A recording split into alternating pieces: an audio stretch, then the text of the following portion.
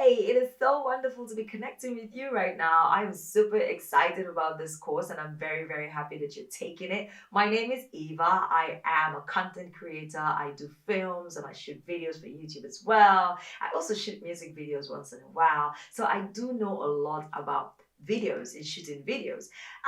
In this course, my intention is to make it so easy for you to just pick up any smartphone and shoot, edit, and go. And be happy with your creative self. That's the intention and that's the plan with this course. So I want to show you or teach you how to shoot videos with your phone, whether that's an iPhone or an Android phone, it doesn't matter. It's pretty much the same um, app that I'm going to be sharing with you on how to edit.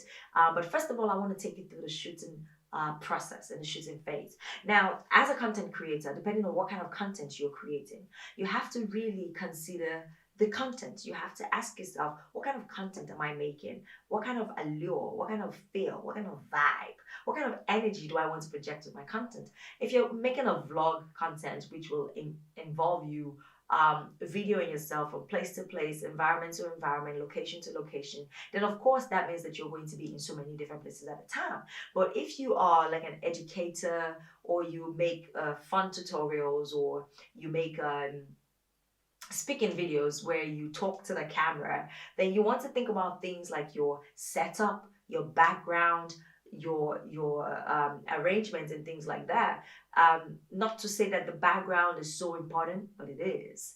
But the setup is very important because it is your vibe. It is the vibe that you project to people. It is what you say you are when people are watching your videos. It's how people can understand the kind of person that you are. And don't forget, videos are very personal and they're very engaging. And it's possibly the best medium or media that you can use to really connect and engage with your audience. So it does matter what kind of environment you're shooting in, what kind of spaces you're shooting in. If you have to create a space, then do that. But mostly you might not need to do that. You might just need a flat wall, a blank canvas. You might need to prop maybe a fabric on the wall, or like I have here, my bookshelf. This is just one of my many sets.